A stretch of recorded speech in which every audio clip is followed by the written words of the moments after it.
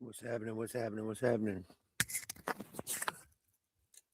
Who's out there? Who's tapping in?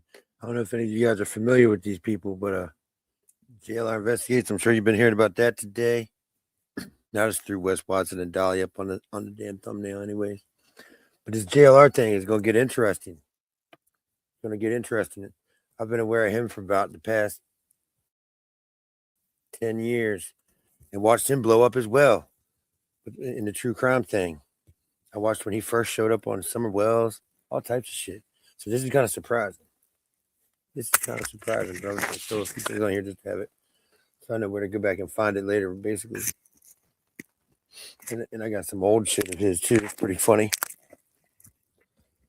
But I'll be right back with y'all in a minute. If you see if a couple people come in here, I doubt they will, but we'll find out.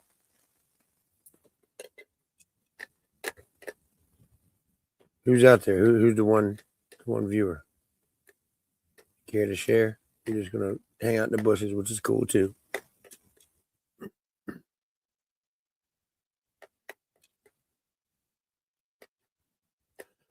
All right, give me a minute here, and I'll get it going. Give me a minute. I'll be right back.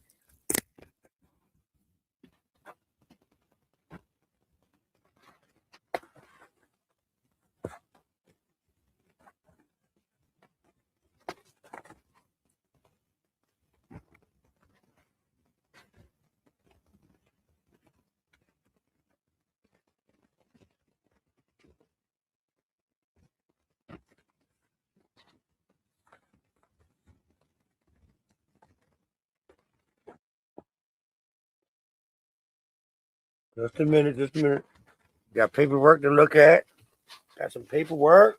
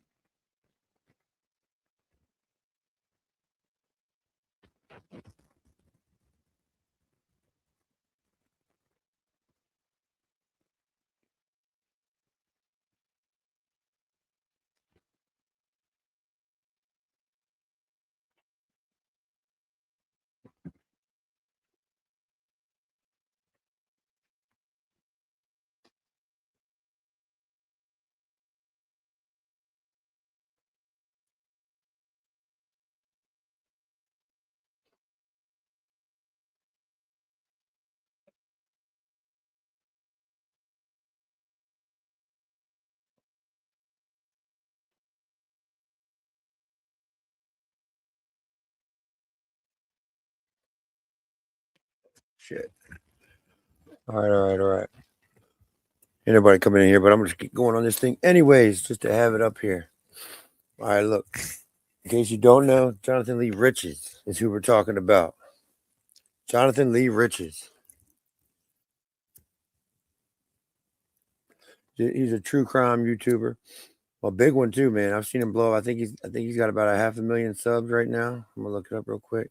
But he killed it as far as his channel. He's killing it on there. Hold on one second here. Let's see what he's got.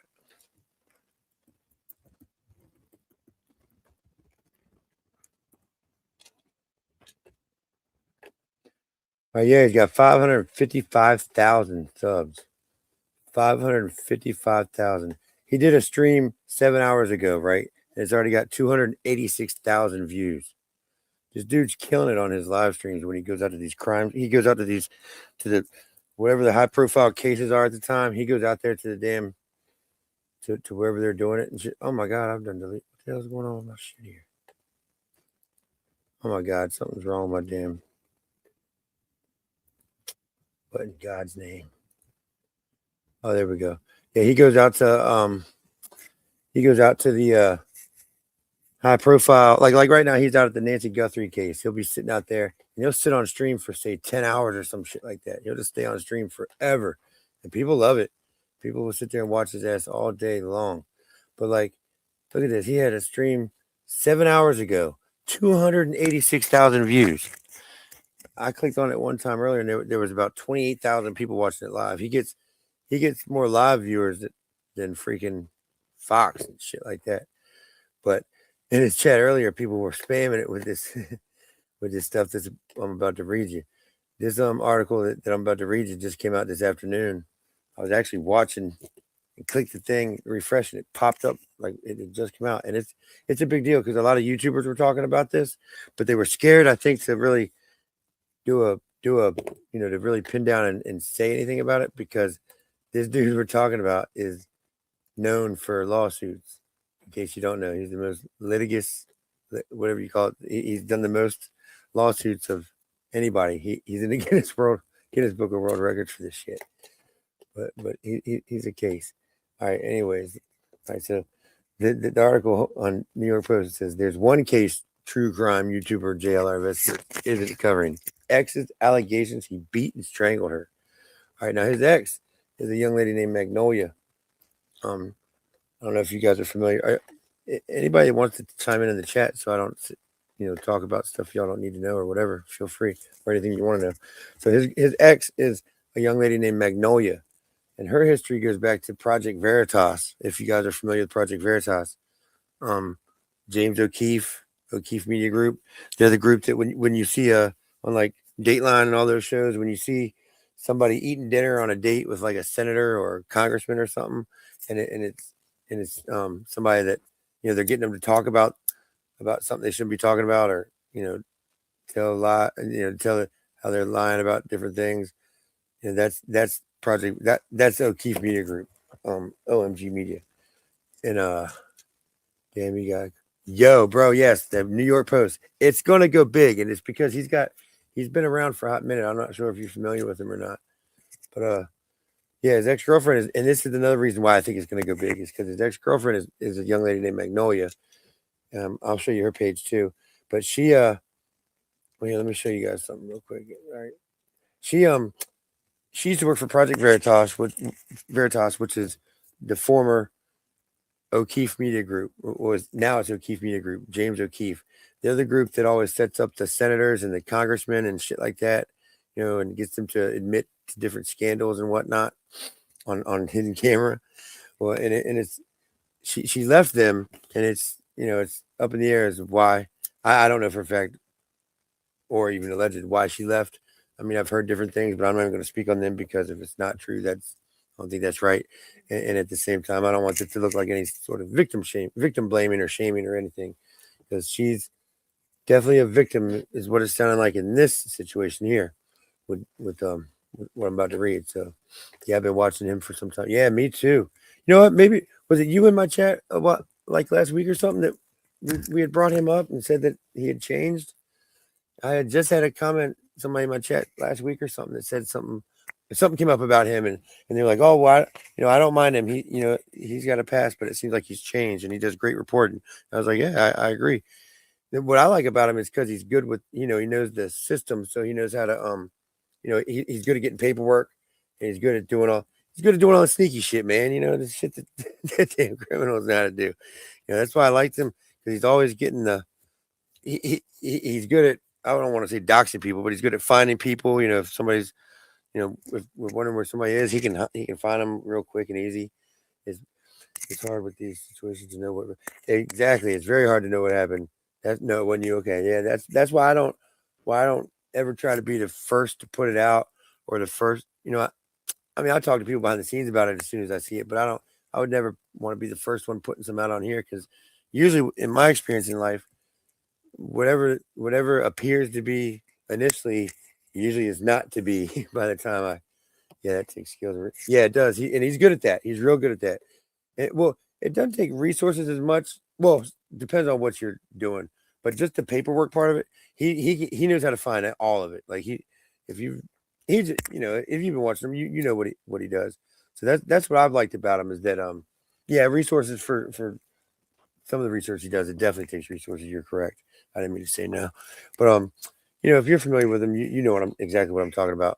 But anybody that happens to watch this on the replay or whatever is not familiar, he's real good at hunting down any information that's not necessarily public record, but it's not an invasion of privacy to get, or if you follow my drift, or he can find out anything basically. And I don't know how he did it, but he would always come up with the information.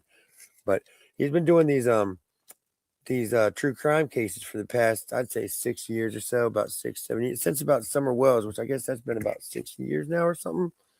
I think that was Gabby Petito. All right, let's do that. Gabby Petito. When Gabby Petito case is going on, that's when he popped on the scene hard for the true crime. Him and Bullhorn Betty were out there yelling at Brian Laundrie's house. All right, so anyways, let me get to this article. This article is interesting. It touches on a few things that I wouldn't even go into if it weren't for them touching it. All right, true crime YouTube star Jonathan Lee Riches, aka JLR Investigates, is accused of brutally beating, strangling, and threatening to kill a former girlfriend, she claims in court documents. In a sworn petition filed in Arkansas, Jamie Tenille Phillips claims Riches, 49, carried out a violent attack on Christmas Eve 2025, capping what she describes as a years-long pattern of abuse that included him repeatedly strangling her.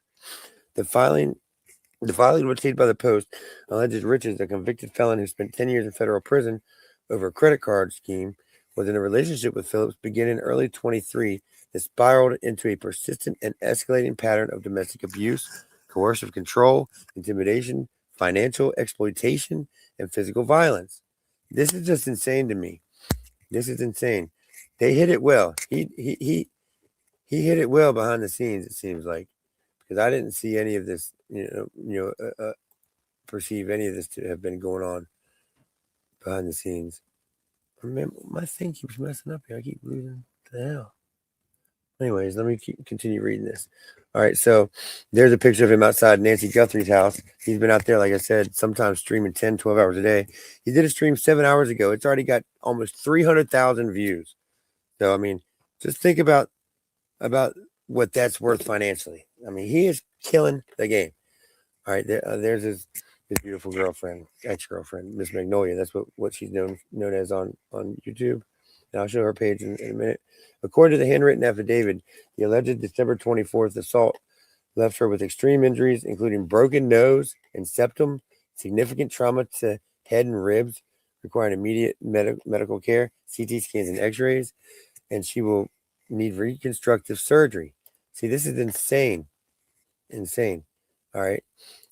Going on. She claims Riches assaulted her on multiple occasions, beat her with a closed fist in a separate occasion. Beat her with a closed fist in a separate alleged August 2025 attack, strangled her roughly 24 times, and threatened to kill her if she reported him, the filings alleges. She also alleges ongoing harassment after the Christmas incident, which took place in Washington State, including threats, intimidation, and financial abuse.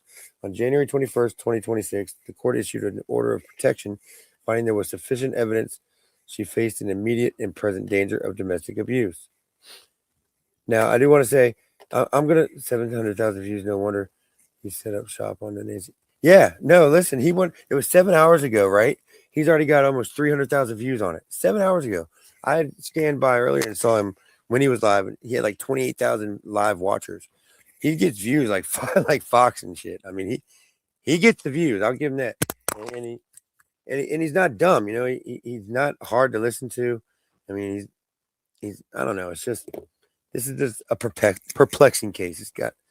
It kind of bothers me. I don't like this one, but I will say there's two sides to every story. He's innocent until proven guilty. The written affidavit sounds horrible, but this is all alleged. It is what she is saying. It's not, nothing's been found. Well, I mean, the judge did find enough evidence to grant the protective order, but I know of cases where that didn't take much. I would hope that they err on the side of caution for that anyway. So I will point out a couple of things that some people say about her, but like I said, this isn't like I'm not trying to victim shame or anything like that in any sense. I don't want anybody to get that impression. So I'm going to be kind of easy on that. But moving on with this article here, it says Richards is not all right. All right, the January 21st is when of this year the court issued the order of protection, finding there was sufficient evidence that she faced an immediate and present danger of domestic abuse. Riches has not responded to the allegations, and he and his lawyer did not return the Post's request for comment. Chelan, I don't know how to say that, Chelan County Sheriff's Office in Washington sent the Post an incident report which says they had probable cause to arrest Riches, but he had left the state. He has not formally been charged in relation to the incident, and no warrant appears to have been issued for his arrest. She herself has a colorful. All right, here it goes. It talks about Magnolia. She herself has a colorful past, having been accused in 2017 of fabricating a story about being impregnated by Alabama Senate candidate Roy Moore as a teenager, which she tried to get the Washington Post to run. So that's what I'm talking about. That's the stuff. That's pretty wild to me too, for somebody to do something like that. I mean, that's some wild stuff to claim somebody. And see, Project Veritas, they were always going after people that were already in office. So trying to basically exploit and expose scandals and get the people, elected officials, to admit to different things on camera and this and that. All right, so it says that she told the Post, it says she herself had a colorful past. She's been accused in 2017 of fabricating a story about being impregnated by Alabama Senate candidate Roy Moore when she was a teenager. And she tried to get the Washington Post to run that, apparently, allegedly. That's what this article is saying. I'm not saying that. All right, Phillips told the Post, I was duped for so long. He portrayed himself as if he had changed and turned his life around, but that's not real. He's the same way he's always been. He's a fraud. She talks strong in this. She doesn't bite her tongue. All right, so it says, moving on, it says the only thing he cares about is money. He doesn't care about the cases. He loves when there's a mass shooting. He gets excited because he knows he'll get a lot of views and a lot of money. Rich has reinvented himself as JLR Investigates, a YouTube channel which has grown to more than 500,000 subs. And about 3 years ago, after a lifetime of frauds, fakeries, and manipulation. It was a little more than 3 years ago that he did JLR Investigates. I think it was closer to, well, you know what? No, you're right. JLR Investigates, this channel, he did start a little ways after the Gabby Petito case, because during the Gabby Petito, he was still out there with the bullhorn yelling and screaming and stuff like that. He describes himself as a fearless investigator and inserts himself into high-profile investigations to live stream. Most recently, he's been broadcasting from Tucson, Arizona, outside the house of missing Nancy Guthrie. He basically is a big celebrity in the true crime community. Fellow true crime streamer Alina Smith told the Post. There he is outside of the Guthries. Riches has gained a reputation for being one of the most persistent streamers, filming for up to 15 hours a day, responding to questions in real time, and accepting money from viewers to complete tasks such as zooming in on certain parts of a crime scene. The more subscribers he gets, the more profitable his YouTube videos become, regardless of whether the information he reports is fact or fiction. That's why he was in Tucson for over a month. It's easy money for him because he just sets up a camera and lets it go, Phillips added. Other streamers have estimated to the Post he makes up to $30,000 a week with his persistent boots on the ground approach. There he is with Magnolia back a while back. His audience is likely unaware of just how sinister Rich's past is.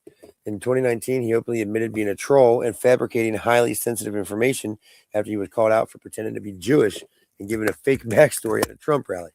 I don't think about the long-term consequences as far as disinformation or offending anyone, Rich is told the Huffington Post in 2019. The disinformation that I want, I can put out there.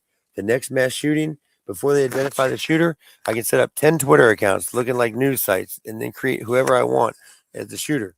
Vulnerable, gullible people will see that, think that it's new from a news site, and they'll copy it and tweet it out. Rich's operation has drawn criticism from authorities and journalists alike as he's part of a growing ecosystem of YouTube crime scene streamers who monetize tragedy by broadcasting from active investigations. However, Rich's notoriety long predates the live stream era, and this is a fact. He goes back, like I said, I've been aware of him for probably about a decade. He goes back to the first thing I saw him for that was I thought was fraudulent was the same thing. Was a case that Alex Jones got sued for billions of dollars for. He showed up to Sandy Hook and was claiming to be Adam Lanza's uncle. Jonathan Lee Richards did. All right, yeah, he showed up there claiming to be Adam Lanza's uncle. I think I got a video of that. I'll pull it up if I can. But yeah, that's just insane, you know. All right, let me finish this article now. All right, but then see what he's saying here. He's saying he the disinformation that I want, I can put out there. The next mass shooting, before they identify a shooter, I can set up 10 Twitter accounts looking like news sites and create whoever I want as the shooter. That's crazy. Fraud ring in federal prison. All right, here we go. This is what he went to federal prison for. All right. According to federal court records, Richards was indicted in 2003 in the Southern District of Texas alongside several co-defendants for a credit card fraud scheme. The indictment claimed the conspirators used stolen financial data to obtain money and property through fraudulent transactions. Richards was arrested in Florida in 2003 and brought to Texas to face the charges, entering a guilty plea to conspiracy and wire fraud counts in September of that year. A federal judge sentenced him to 125 months in prison for wire fraud and 60 months for conspiracy to run concurrently, along with $92,000 in restitution to victims, according to the criminal docket. I wonder if he's paid that. If not, they'll be able to get his money. They should be able to. I mean, he's making the money, so if he hasn't paid that, that means he's doing something to hide his cash. All right, most litigious inmate. While incarcerated, Richards flooded federal courts with thousands of bizarre, frivolous lawsuits targeting politicians, companies, public figures, and celebrities, including one against the Kardashian family for allegedly participating in al-Qaeda training. The cases were quickly dismissed. The sheer volume of Richards' lawsuits, estimated at over 4,000, ultimately forced federal prosecutors to seek an unprecedented nationwide injunction against him to prevent him from suing. He was also banned from having paper in his cell. In response, Richards went on a hunger strike for 22 days, and a warden had him force-fed through a tube. Oh, here you go, the Sandy Hook hoax. I thought this was in bad taste. After being released in 2012, Richards returned to Pennsylvania on supervised release, but almost immediately found himself back in legal trouble. He had traveled to Newtown, Connecticut, 3 days after the Sandy Hook Elementary School massacre that left 20 first graders and 6 staff members dead. He attended a memorial where he falsely claimed to be the uncle of gunman Adam Lanza, according to local authorities and court filings. He said he was Jonathan Lanza and made unsubstantiated claims about the shooter's mental health, which were quickly debunked. Look at him there, dressed. He's got the hair like the Jewish people, like the Hasidic Jews. And he was dressed up like that when he was doing the Jonathan Lanza stuff. 3 days later, Richards posted a YouTube video of the trip in which he attempted to approach Lanza's home before being stopped by a police barricade. We are truth seekers, and we are going to find out why Adam was mind controlled and manipulated to go in and allegedly shoot little kids in Sandy Hook Elementary School, and why this happened, Richards said in the clip. As reported by the New Haven Register, a few weeks later, Richards found himself back behind bars for violating the terms of his probation by crossing state lines. From there, his phony lawsuits kept coming. In March of 2016, he filed a civil action against Representative Gabrielle Giffords, posing as the man who shot her and killed 6 people several years earlier. According to a criminal complaint, he posed as Jared Loeffner, the gunman who tried to assassinate Giffords. The complaint sought $25 million. Richards pleaded guilty to a charge of making false statements, according to court records, and was sentenced to 5 years probation. That's crazy. He later told Arizona Republic that he filed the fake lawsuit as a joke to entertain himself in prison. Richards was released from federal prison in May of 2016, according to Inmate Locator. However, his headline-grabbing stunts and questionable antics continued to evolve. During Bill Cosby's trial in September of 2016, he showed up in court repeatedly, offering the disgraced rapist Jello each time he entered. Weeks later, he surfaced in Florida alongside then gubernatorial hopeful Andrew Gillum, posing as a Black Lives Matter protester. Some of his most audacious acts came from disguising himself as both a Muslim and Jewish attendee at political events, including rallies for now President Donald Trump and Hillary Clinton. He confirmed to Huffington Post that he was an atheist from a Christian family and confirmed at that time he didn't practice any religion. All right, now moving on to his current days, he is the live stream investigator. While he markets himself, while in recent years, Richards has attempted to reinvent himself online under the brand JLR Investigates. While he markets himself as a crime scene investigator, chasing the truth behind high-profile cases, critics say his appearances often amount to nothing but exploitation, interference, and the spreading of disinformation. In one such incident, a business card was left on Nancy Grace Guthrie's front door. Richards told his viewers she might have been at the center of an active elder abuse case prior to her disappearance. All right. The card was from the case manager for Arizona Adult Protective Service Division, who later confirmed it had been dropped off after she was reported missing, so she could contact the agency if she returned home safely. A lack of information leads to speculation, Richards told the Republic while live streaming outside Guthrie's home in February. Now, I agree with that. A lack of information leads to speculation. That's a fact. And as of late, I haven't seen him do anything that's completely, off the wall as far as what he's saying. I haven't seen him report, any harmful misinformation that I've seen lately. But I haven't been watching him either, on a regular basis. That practice mirrors a growing trend highlighted in recent reporting by the Post about YouTubers who earn thousands of dollars from live streams outside active investigations, broadcasting theories and commentary to viewers. Law enforcement officials and victims advocates have warned the practice can complicate investigations and implicate innocent people and victims, wreaking havoc on their lives. Yet for some top-earning live streamers like Richards, it appears notoriety and infamy can actually work in their favor.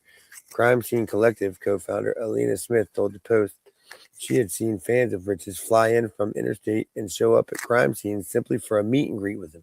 Many of them bearing gifts, she said. Others simply donate cash to him online. They're obsessed with him, she said. And that's it for that article, to be honest with you. But the article brought up some interesting things. All right, let's see here. What else? All right, it brings up the Adam Lanza stuff. It's almost like he was pushing the same narrative that Alex Jones was, and Alex Jones was saying that it was a whole MK Ultra, that was a whole MK Ultra thing, and I don't know, man. With all this stuff going on nowadays, who knows how crazy all this is? I'm not. I'm just reporting what's been put out here. I'm not saying one way or the other. I don't really have an opinion on that, and everybody should form their own. But what we're gonna do now is we're gonna look at a little bit of a couple of JLR Investigates things. Well, actually, you know what we're gonna do? We're gonna go to a gentleman named Gavin Fish. That's another. Oh, he's another fairly large YouTuber that does true crime, and he's very thorough too. He gets a lot of paperwork. He gets a lot of court documents, and he does the work to get actual transcripts, jail phone calls, all that stuff. So if you haven't heard of him, I'm gonna introduce you to him. His name's Gavin Fish. He's like I said, a true crime YouTuber as well, and he gets into this a little deeper, and he actually pulls up all the paperwork. I've got the paperwork too, and it's crazy. Let me just show you what Gavin Fish says here. Hold on one second here. Get it? All right. Here's why I'll never go. back. First off, it actually gets it right. Watch what Siri does with this. Can Again, you share this the is going to mirror be board Gavin with the concepts Fish. to Gavin Fish. There's always a link to my. Here we go. This is wild. Allegations have been made public regarding a DV situation. Let's hear what he says here. Involving a content creator on YouTube. a man named Jonathan Lee Riches, who has a channel, very popular channel, more than 500,000 subscribers, called JLR Investigates. And we've seen him on the ground in a lot of places around the states over the last couple of years, including in Tucson, How y'all doing, man? Arizona, with the latest Thanks for tapping in and checking it out, guys. situation there with Nancy Really Guthrie. good. Now, when I learned about this from a viewer, thank you very much for sending that in to me. I know that you want to remain anonymous. I hemmed and hawed over whether we would cover this or not, because the last time I mentioned anything about Mr. Riches, I actually got pretty scary threats that were sent my way. Not from him, but from his, I guess, adherents, his followers, his subscribers, his viewers. Not all of them, again, just a couple of bad seeds. But DV is something that we take very seriously in the true crime community because it is a precursor. It is an indicator of future crimes. And so I think that it's the responsible thing to do to talk about it. So we're going to get into it. But I do want to point out, and this is very important, that these are allegations. They've not been proven.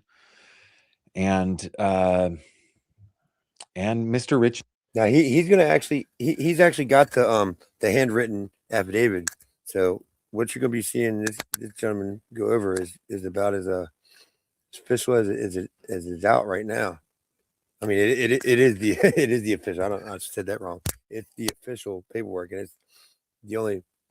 I mean, there's nothing more official than what he's about to read, and it's what you'll see. It just gets deep.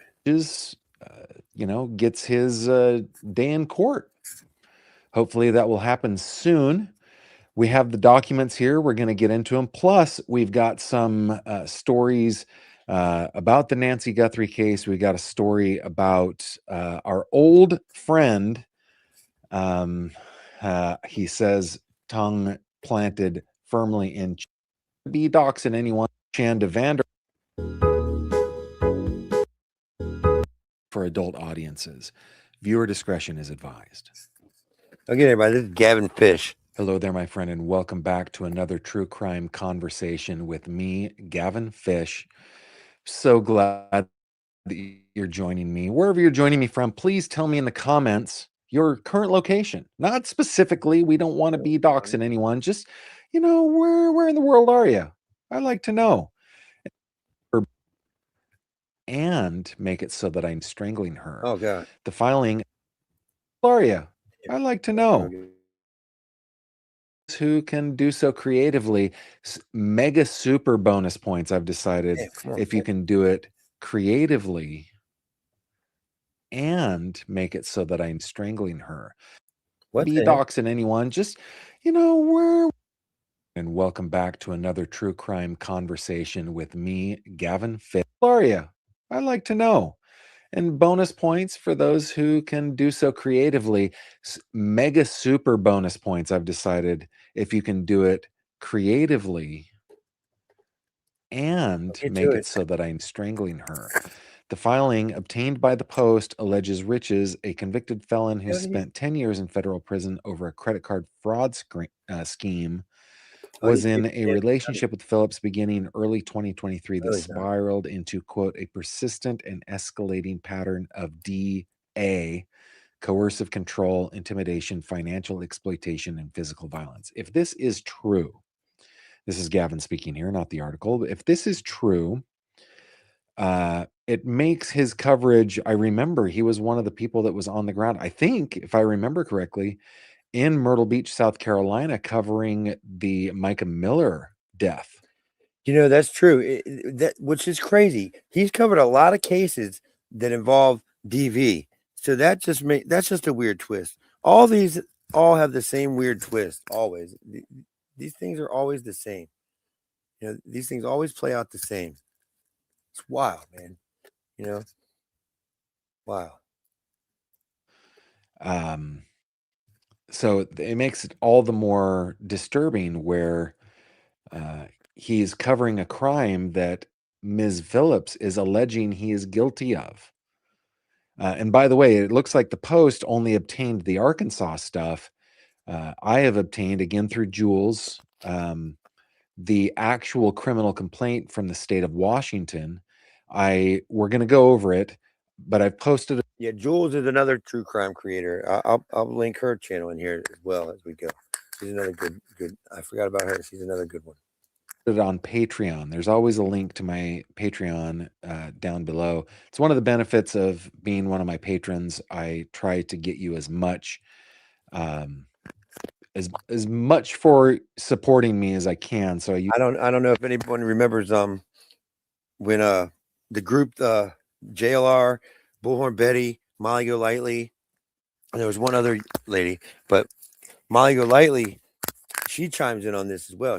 She had got booted off YouTube back around that time, a little after, and then they all had a falling out, as most of you know. If not, I can cover that at some point if you want, because it's all over the internet too.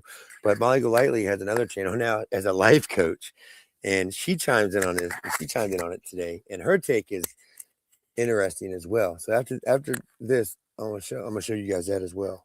Usually put the documents there or on my website where my patrons can get them. But don't worry, if you're not a patron, again, we're going to get into this.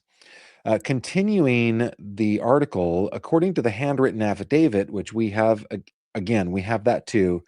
The alleged December 24th assault left Phillips with, quote, extreme injuries, including broken nose and septum, significant trauma to my head and ribs, close quote, requiring emergency medical care, CT scans, and x-rays, and that she will need reconstructive surgery.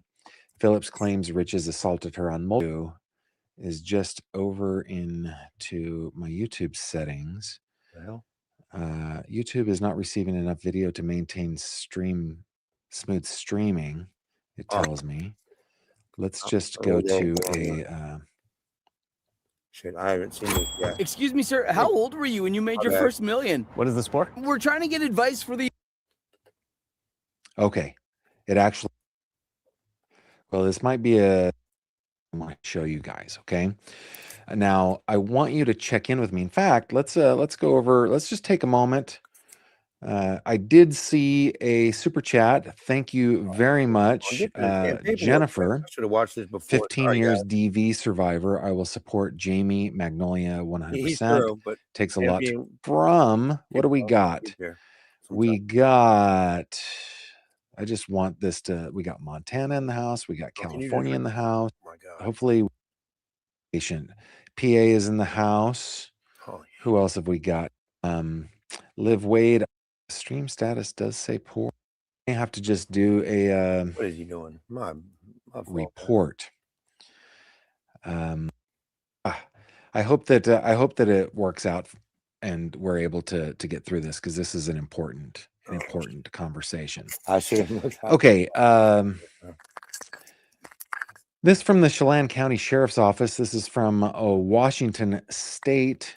This was filed on December 25th of 2025. The report came in at 9:18 a.m.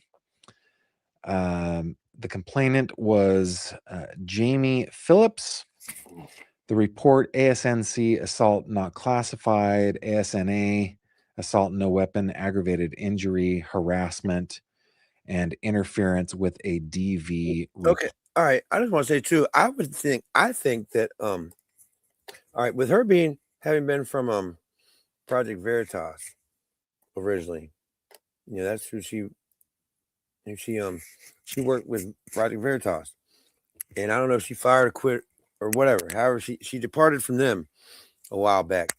But needless to say, she's gonna have friends from there and some acquaintances, I'm sure. And what I'm getting at is those people, they go hard in the paint behind the scenes on this social media and this journalistic, investigative journalism tip. So I'm wondering, and with the New York Post popping this out today, with this all just hitting here these past couple of days, she must be pretty confident that she's gonna be able to match what JLR, because she's got to be prepared. She's got to be thinking he's gonna be aggressively coming after her in the troll, in all the malevolent you know, sneaky ways that he can, and he's a master of all that stuff.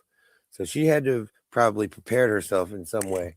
Meaning, I bet she had the journalism side of her friends list ready to roll and put this stuff out all over the place. So it's going to be interesting to see how JLR responds to this. I know earlier today he had I don't know, well over 10,000 people in his chat at the time, and some people were just spamming this shit back. You know the internet. You know how it goes, man. You know what they were doing, but they were doing it, and he just keeps on plugging like it's not even happening. It's gonna be interesting to see how he handles this. I'm curious if he's gonna flawlessly just roll through it and act like he doesn't even notice it, or if he's gonna humble himself. I really thought he had changed. I mean, I didn't know what he was like behind the scenes, but I thought he had at least changed his reporting style. He wasn't doing the aggressive screaming and docs. I mean, I'm sure he was doing his docs and stuff behind the scenes, but he wasn't doing everything online. He was just standing there and just reporting like a person that didn't need sleep. I guess he'd stand there for 20 hours. But again, hold on. Let me just show you. Look, all right, look at this stream from earlier today. Hold on one second. His stream from, hold on. All right, 7 hours ago, he had a stream.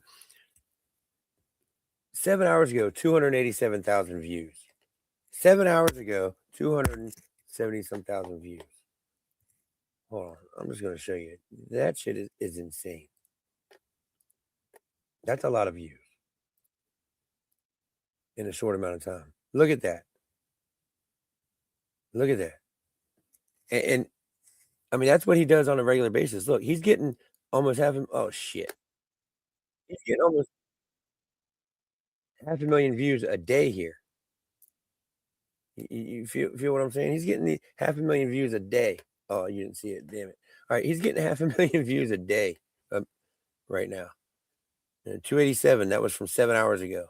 His live stream. Yesterday, his live stream, 388. That's 4 days ago, 194. 5 days ago, 268. Look at that wave. Oh my God, that's a classic JLR right there. Look, 107,000 6 days ago. So he's getting 100,000 plus views a day. At a minimum, 100,000 views a day. So this is what's happening right now with this shit hitting the fan is big. It's gonna be a big topic here. All right, let's finish what we're. Let me see what he's gonna say real quick about this paperwork. He gets his ass to it. What do y'all think? I mean, what do you got? There's 5 people in here. Who else familiar? More than likely, the majority of you are familiar with JLR, right? What are you guys thinking? How are you thinking he's going to respond to this? Is he going to lose his shit? We'll get into the affidavit of He's going to probable go cause. berserk. Okay, so here's the narrative. Calm, or are we going to get the old JLR? The following report is a summary of an incident which occurred to my far back do you guys know recollection. JLR? This Do you report know? also Did serves 10 as a year, summary 20 of year my ago involvement JLR, and what he was doing? understanding Have you seen of pictures, said videos? incident. Furthermore, I can dig portions some- of my involvement were recorded by audio and video this is on gonna my be wild, in department my issued opinion. Axon body-worn camera. Please Nobody review the wants to talk incident out of the top, recordings y'all? for chronological Let me keep order, going. Let me know exact if there's statements anything made, specific and or for further would information outside of want this to add to it. report. 7 people popped in. I'm curious if body-worn camera footage is going to come out on this. I Yeah, will. somebody's going to try to get it. I don't know what the state of Washington's laws are when it comes to freedom of information law or. Oh, okay. Now, and also another thing, I don't know, just in case you're unaware, if he's got there's a case right now in Washington State, and I think there's one in Arkansas or somewhere like that as well. I think there's 2 going on right now, one from Christmas Eve and then one from another time. I mean, this is serious. She's alleging broken bones in her face, broken nose. I mean, it's insane. I hope he hurries up and gets to reading this handwritten affidavit because it's insane. I heard it from somebody else's. If he doesn't get to it quick, I'll get act or right to know law, whatever they call call it. This isn't the handwritten one yet. This one is on law, New York Post. but I will be I got putting that in for one. the action. Hold on. her boyfriend. And I don't know if you just heard what he was just saying is he's going to be putting in for all the body cam and all that. So this is going to be as much as people can get on this case. It's going to be got and it's going to be put out.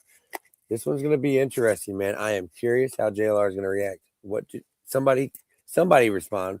What do you think JLR is going to do? How he's going to handle this? He was in the first site that I know he's noticed it was today on his live stream. He had over 10,000 in there. I don't remember how much. I've seen him with upwards of 28,000 a day at one time. I think this time when I saw this happening, he was somewhere around 10,000. But it was a few people, you know how people do when they get on a topic. A few people were just spamming the chat, and it was noticeable. They would do it so everybody noticed what was going on, and he would just chug along like it didn't even faze him. He was even doing call-ins, and I heard somebody might have called in and cussed him out. I couldn't believe. So it's almost like he's doing this stuff to get the reaction. I don't know, man. See, everything he's done, if you look at the history, when I show you, you'll notice a lot of it is just for a reaction, and he doesn't care if it's hurtful what he does or not, because in his own mind he can morally justify his antic, which is, I'm not judging whatever, but Jonathan Riches, I'm sure that's the date of birth. Rivercom was also informed Jonathan had taken Jamie's phone and left last night. The taking of a phone is a classic coercive control move. It's and again, these are allegations, right? But this is a classic move for somebody who, is coercively controlling. Deputy Talley continues, I arrived at the location at the same time as aid. So, yeah, an ambulance, probably, maybe paramedics or something. We contacted Jamie in the main entrance door. I could visibly see bruising around Jamie's right eye, consistent with being in the early stages of a black eye. I could also see a small red mark on the upper right corner of the bridge of Jamie's nose. Her nose was visibly not straight and resembled what I have observed through training and experience to be broken. Jamie requested we all speak in the room where her belongings were, which is in the Shenandoah room at this location upstairs. Hey, let me just pause here for a second. Well, don't pause. Get moving. Again, with the caveat that these are allegations that Jamie has made to police, that police are making against Mr. Riches. But good on Jamie for making the call. It's true. Assuming all of this is true, right? Assuming it's true, that is a very, very difficult thing to do. And though it matters little coming from just another little YouTuber in my home office in Western Pennsylvania, I'm proud of her. That's tough to make that call. Okay, continuing the narrative. Jamie advised sometime between 2300 hours, so 11 p.m. and midnight, last night, December 24th of 2025, she had confronted Jonathan about things she observed on his work phone. Jamie stated it was things such as communication with other women and what she described to be porn. Jamie stated when she addressed this with Jonathan, he became enraged and struck her with a closed fist multiple times on the side of her head, her nose, and her ribs. Jamie stated she grabbed her phone and began to dial 911 for help, but Jonathan saw her doing this, took her phone from her, and said, "I will effing kill you." Apparently you can go from 0 to a complete site in just a single prompt with Wix Harmony. I don't know if this is going to be possible. Or Vibe. Get premium back. When somebody threatens your life, I've said this over and over and over again, as Jamie alleges in this narrative, as written by Deputy Talley. Believe them. It is. I mean, the likelihood that something is going to happen increases manyfold. I don't know how manyfold. I don't have the statistics off the top of my head, but it's statistically significant. Okay. So, if you are in a position right now, like the one that Jamie Phillips is describing in this narrative, number one, you're not alone. This happens to so many people, mostly women. Number two, there is help. There is help near you. And if they have told you that they will kill you, believe them and summon up just all the courage that you can, knowing I just know how difficult it is. But summon it all up. Summon it all up. In every county in the states, there is help for DV. Okay. And we, as your fellow country people, would kill her. Jamie stated she believes at some point she lost consciousness after the assault, but remembered Jonathan grabbing 2 bags, his personal cell phone, Jamie's cell phone, and then leaving. I asked Jamie what phone she currently had, and she stated it was Jonathan's work phone that he left behind. Jamie stated she did not know where he went, but believed he may have taken the white Jeep Compass they rented. Let me pause here for just a second. This is where... Well, he's pausing again. Let me remind you, this is Gavin Fish. Go check out his channel. He's good. He's good at true crime. You don't have to worry about all the BS that you get from a lot of these creators. He's legit, and he gets the documented information. He always gets some. He always spends the money it takes to get the real stuff. So you don't have to worry about the BS. On that, right? He'll have quick on it too. He's early. Basically, has 2 phones, and I know days do I have. Come on, Gavin. This is the only He's thing. photographed for documentation. Jamie agreed. Jamie, the paternal pride, and we're probably close to the same age, but I don't know. I just look at these things paternalistically. I think of my daughters. Now that's why I care about this stuff too, so much. Not just because it's morally right, but I have a daughter. She's 17, and I can't imagine. I don't know. It's just crazy to think about. It's just crazy to think about anybody. I just don't understand why men need to. I don't know why anybody needs to beat on anybody weaker than them, or pick on any, or do anything negative to another human being. That is a hard thing to do, and if she would be willing to take photos of Jamie's injuries with my department issued cell phone in the bathroom of the hotel room. All right, you know what? This part right here, this is on the New York Post. If you go on the New York Post article, it's on there, or I link it in my I link it on my community post already, so you can go there and read this part. All this paperwork's right there. Everybody can get it. So I want to get to the handwritten stuff, because that's the more, that's what everybody has been asking about. Everybody I saw in the comments whenever they were talking about this case, other creators like White Boy Lockdown Radio, people in the comments were like, I'd rather see proof. I want to see proof. It's all out there. They just gotta look for it. It's all over Twitter too. Nerdy Addict, he put it out. He's a good true crime. He's a little controversial with some things. Defrauding them out of money, and it was so not true. Come on. And yet their arguments, the stuff that they would post online, and that might be, maybe he's talking about, what's he talking about? It is climbing Everest. Like I said, every single step that she took there was the equivalent of me climbing girlfriend. She was known as Magnolia on his channel. Apparently, it's what I'm getting out of the comments. Let's see. Polly says Gavin knows how to be careful how he presents this. Yeah, we don't want to be putting out there that he's guilty of anything that hasn't been proven. Right? These are allegations. They're serious allegations. And I usually put in qualifiers like the police say this, but I also, I believe the police on this.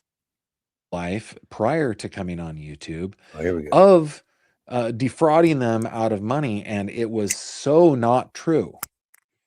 And yet their arguments, the stuff that they would post online and continue to post online, is so patently false. Who's he talking about? The allegations, well, I would call them accusations, because nobody filed a police report, nobody filed a lawsuit. of me climbing Everest, man. Well, I would What call is them he talking active about? life prior to coming on YouTube of defrauding them out of been proven. Having said that, also, I should also go on record as saying, not for any criminal activity, but I have been accused by people in my professional life prior to coming on YouTube of defrauding them out of money, and it was so not true. And yet their arguments, the stuff that they would post online and continue to post online is so patently false. All right. Acrobat. And let me bring up a couple of other things. These are out of Arkansas, okay? The date on this one is January 20th of this year, so a few weeks past when the issue happened in Washington State. This is a petition for an order of protection. This is one where I have, like, for example, Okay, great. Oh, shit. Wait, were you even listening? You haven't taken a single. I redacted Mr. Rich's home address. Mr. Rich's home address. We don't need to do that, right? We don't need to dox him or anything like that. But this is a handwritten, and I believe this is the one that the New York Post was talking about. And there are a couple of extra pieces of information in here. All right, so the petitioner is at least 18 years old. They formerly resided together. They formerly were in a dating relationship. The respondent has committed DV against the petitioner by the acts described in the attached affidavit. The petitioner requests that the court issue an ex parte order of protection with the following provisions: excluding the respondent from a shared residence or from the residence of the petitioner or victim. Address of residence omit if address is to be excluded. Okay, so it's excluded from, that's fine. We don't need to know the address there. Prohibiting the respondent directly or through an agent from contacting the petitioner or victim except under the following conditions: only to respond to legal documents such as separation and restitution agreement via counsel. Okay. All right, so let's get into the affidavit, okay? And I'm just going to get to her. This is the affidavit accompanying petition for domestic order of protection by Jamie Phillips. I'm going to skip the legalese and get into her handwritten narrative, okay?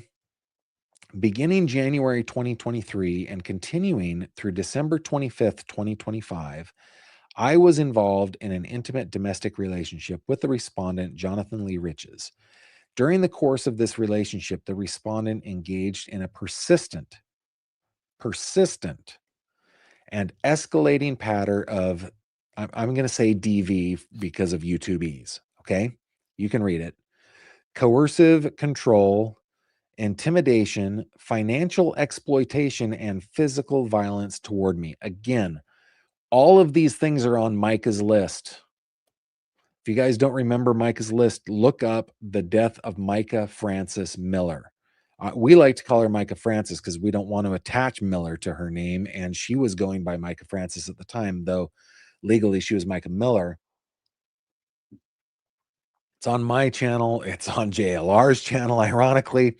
But each one of these things, the DV, the coercive control, the intimidation, the financial exploitation and control, physical violence, all of that is on Micah's list.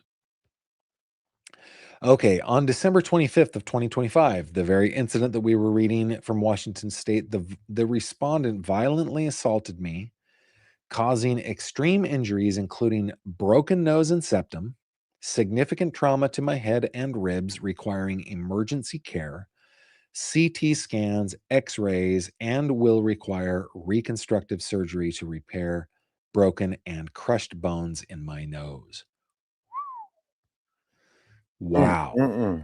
This assault is currently pending felony assault charges, threats to kill, with the chief criminal deputy prosecutor in Chelan County, Washington State, case number 25C12789, police report attached. And that's what we just read, right? She continues, throughout the relationship, the respondent physically assaulted me on numerous occasions, including strangulation approximately 24 times.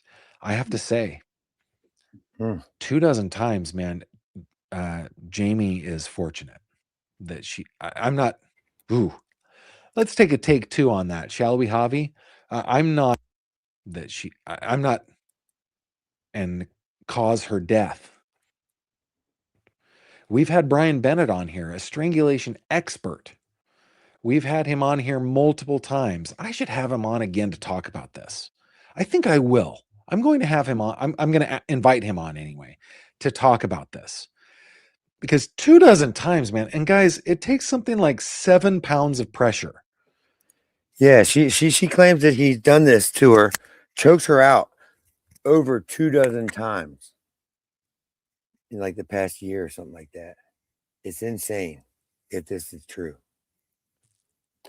7 pounds of pressure to cause unconsciousness and ultimately death.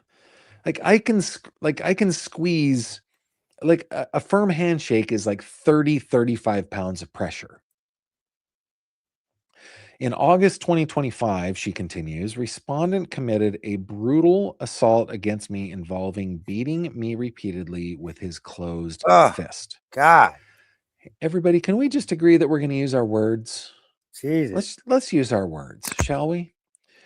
Respondent threatened to kill me if I reported his assaults or if I called 911.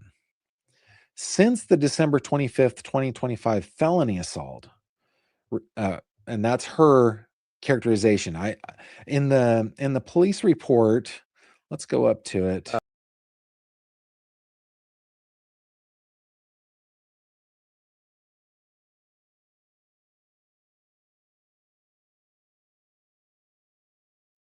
My bad. I don't know what the hell I did there. Hold on, my bad, my bad.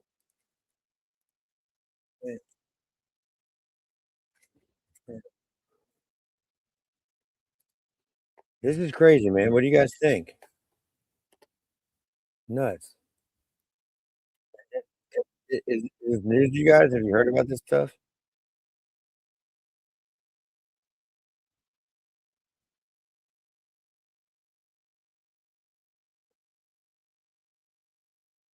Oh shit.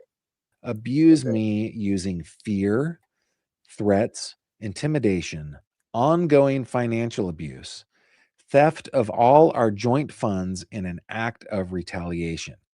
She's saying these are things he's done since the 20th, since Christmas Eve, since 12/25/25. These are the things he's done since then. Felony assault. Respondent has continued to abuse me using fear, threats, intimidation, ongoing financial abuse, theft of all our joint funds in an act of retaliation. It's nuts, man. This shit's crazy. Again, got to go to Micah's list. Give me a moment here.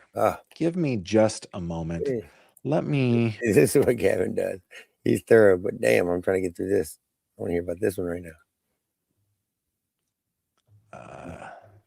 Yeah, her whereabouts, monitoring her assault.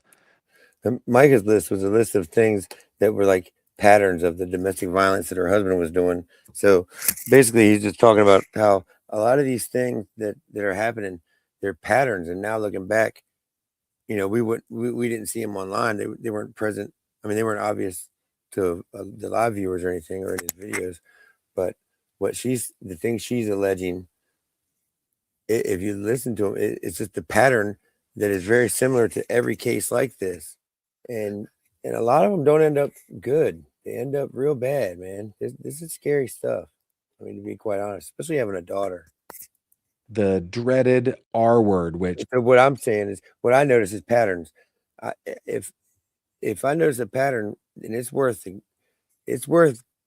acknowledging that you see it instead of acting like you don't. And that's what I'm trying to teach my daughter, to notice certain behaviors and to trust what they show you. If somebody's showing you who they are, but just go ahead and believe them. You know, don't learn the hard way, man. It's not worth it. 'Cause 9 times out of 10, your gut's leading you in the right direction. YouTube won't let me say, but it is, I think, the world's worst crime. That's just my opinion. I think it's worse than murder. Preventing her from having transportation, interfering with her work, you know, so all of these things. Emotional abuse, ignoring requests or commands to leave, cruelty to her dog, description, all these things that JP Miller was alleged to have done. Micah's list, if we go back to this one, they all fit, right? Threats, intimidation, financial abuse, theft of the joint funds. Okay. She says respondent fled the crime scene, fled the jurisdiction, and remains a flight risk. He has continued to contact me, and I'm in fear of immediate harm and death. And that is the end of her narrative. Her affidavit lists herself as a 49-year-old female, former domestic intimate partner to Jonathan Lee Riches, also age 49, male, white. And let's see. So just there are a couple of other documents that I want to just kind of, that he was served with the ex parte order of protection. It was so ordered. Here is the actual order, right? I did redact this sort of stuff. Doesn't need to be there. I forgot an address. Sorry about that. But yes, and if we get down to the bottom, I think of this one. Oh yeah, this is what might happen if Mr. Riches violates the order. A violation of the order of protection is a Class A misdemeanor, carrying a maximum penalty of 1 year's imprisonment in the county jail or a fine up to $2,500 or both. It is unlawful for an intimate partner who is the subject of an order of protection or an individual convicted of a misdemeanor of DV to ship, transport, or possess a firearm or ammunition under the U.S. Code. Ooh, wow. Well, he's already a convicted felon, so he probably doesn't have that right anyway. A conviction of violation of an order that does. By the way, I didn't mean to just like brush that one under the rug, because there are a lot of people that they have that right taken away, and yet they do carry. Let's see. Number 3, a conviction of violation of an order of protection under this section within 5 years of a previous conviction for violation of an order of protection is a Class D felony. I wonder if he has any orders of protection. Person who is a respondent or enjoined party is restrained from harassing, stalking, or threatening a person named in an order of protection as a family or household member, a child of the family or household member. So he's enjoined from, let's see, a person who is a respondent or an enjoined party is restrained from engaging in any other conduct that would place a person named in the order of protection as a family or household member, child of the family, household member, child, blah, blah, blah, in reasonable fear of bodily injury. And a person who is a respondent is prohibited from using, attempting to use, or threatening the use of physical force against the person named in the order of protection as a family or household member, a child of the family, blah, blah, blah, which would reasonably be expected to cause bodily injury. 7, crossing state, territorial, or tribal boundaries to violate this order may result in federal imprisonment. That's the answer to my question. According to U.S. Code 2262, 18 U.S. Code. This order of protection is enforceable in every county of this state by any court or law enforcement officer. Let's see if there's anything else. Let's see. I think there is is there a proof of service? Anyway, there's the order. So ordered, right? So ordered. Let me check in before we've got a couple of other documents to go through, but I want to check in. It looks like we got a super chat. Thank you very much. Thank you so much. Who is that? Beth. Thank you so much for that super chat. I deeply, deeply appreciate that. I just want to make sure that I don't miss anything else here. Let's see. Just Ducky. Gavin, I met JLR a few times while he covered Cavalcante running loose in my backyard. He seemed nice enough. Guess you never know what goes on behind closed doors. That's true. And some people need anger management, man. Yeah. Let me just scroll on through. Guys, if you put GF in your comments, I will be able to, it highlights it on the back end for me. Brian is the best content marketing team lead I've ever worked with. But before he created his content calendar using Courtroom 2. Any ex parte order or petition previously entered in this matter shall remain in full. There was an order for a continuance. For good cause, the court finds and orders the following. The hearing on the petitioner's petition for order of protection shall be continued until the 21st day of April, 2026 at 9:30 a.m. shall be held at the Garland County District Courtroom 2. Any ex parte order or petition previously entered in this matter shall remain in full force and effect without modification pending further orders of the court. So we know, at least from this, that ex parte order protection that she filed and was ordered will stay in effect at least through the 21st of April. Yeah, and there is service to probably to both of them, right? And yeah, so those are the documents that I have to share with you guys. I know that we've got a big crowd tonight, which means that many of you have probably not been on my channel before. Thank you and welcome. Once again, these documents that I've shown you are up on my Patreon account. All right, there's I'll show you some more. I'll just show you a couple other things real quick. There's a few other things that I'm gonna get into too, like the whole Viking mindset thing. There's a lot more to that than has come out yet, too. And I got a whole bunch of that stuff. I'm gonna show you some old JLR stuff. Here's something from 9 years ago. Let me just show you some of this stuff. It's wild stuff, man.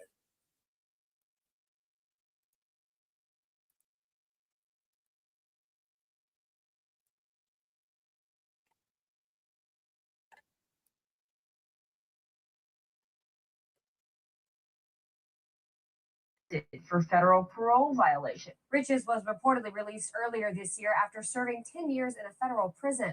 The Smoking Gun reports just For Newsy, I'm Logan Tittle. A convicted felon who made a trip to Newtown, Connecticut and posed as gunman Adam Lanza's uncle has been arrested. 35-year-old Jonathan Lee Riches, who you see right here, is a convicted felon, and he told townspeople he was Lanza's uncle. He was arrested for federal parole violation. Riches was reportedly released earlier this year after serving 10 years in a federal prison. The Smoking Gun reports just 2 days after the Newtown school massacre, Riches drove to Connecticut in an attempt to visit Lanza's home, but was turned away by real family members. He also attended a memorial site where he identified himself as Adam Lanza's uncle and dropped to his knees praying for the victims. And it seems Riches has a history of grabbing headlines. Since January of 2006, Riches has allegedly filed more than 1,000 lawsuits across the country. Some of his more interesting cases include suing Elvis Presley for stealing his sideburns, suing rapper 50 Cent for a reported $35 billion for stealing his lyrics, and an estimated 57 pages worth of defendants that include the likes of President George W. Bush, Queen Elizabeth, and the European Union for unspecified civil rights offenses. Riches is currently serving a 5-year federal probation term and is not allowed to leave Pennsylvania without permission. For Newsy, I'm Logan Tittle. At home that evening. You're one sentence away from launching your website with Base 44. Since the beginning of the internet, there's never been such a fun, fast... During the search or right afterwards, didn't you? He told you that they were taking some money and some vape pens. Jonathan Lee Riches, he is wild, man. Look at some of this stuff. Look at some of this. I don't know if you guys have seen his old pages. Look at this one. He got 17,000 subs on this one. See, he calls himself a gonzo journalist. Good seeing breaking news to report the truth.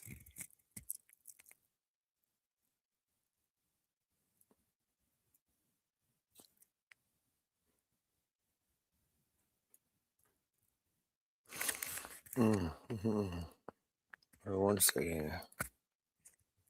All right, here we go. Here we go. Look at this crazy shit.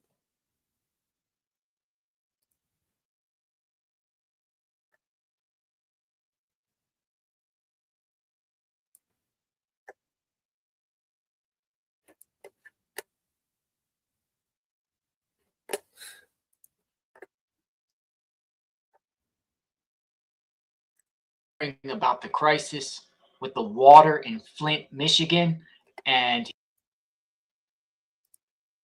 Oh shit!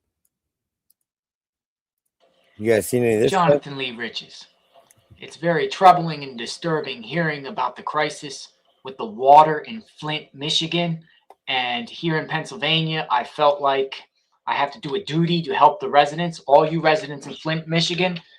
I wrote a letter. I'm writing a letter here. This is to your mayor, Karen Weaver, in Flint, Michigan. And here is attached my letter, open letter, and I will read this.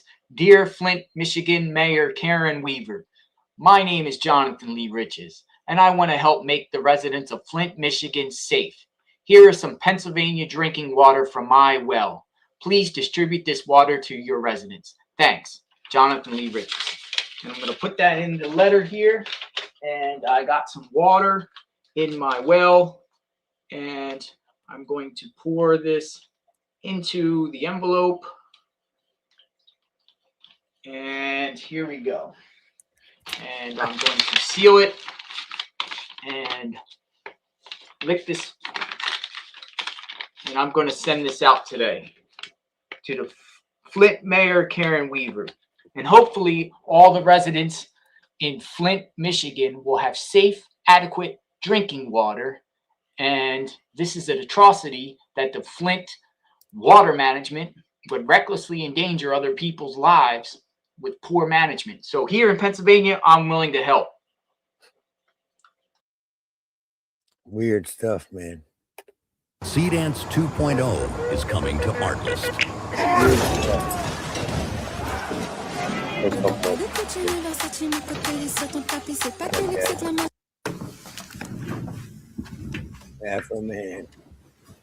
Afro Man kicked their ass in court today too. Yesterday.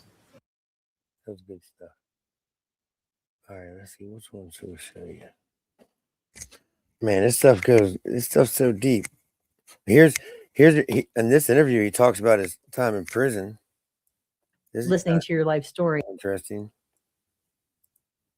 You know, everyone needs to be held accountable for what they do. And, you know, I stole some money. It was identity theft type crime.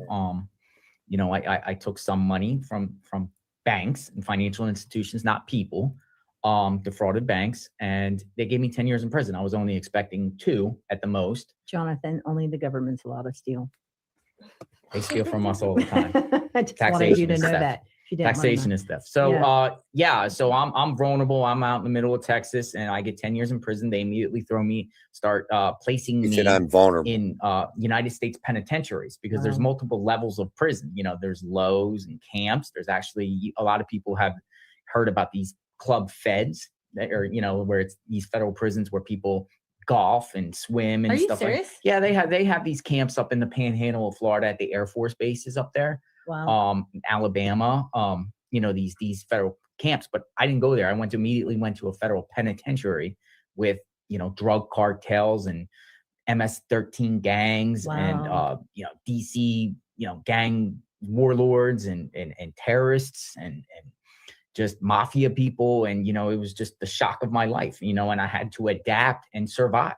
Mm-hmm. And first off, I was very mad about my sentence. And, you know, I immediately descended onto the law library and to understand my own case, understand the process and how I can correct and get remedy over that matter. So I just studied the law. Started appealing my key cases, didn't get any remedy there, appealed to the Supreme Court. They don't even hear it. They don't hear anyone's case, basically. And, you know, I had to serve that time. And I was shipped around all across the country in these federal prisons. I mean, they ship you thousands of miles away from your home.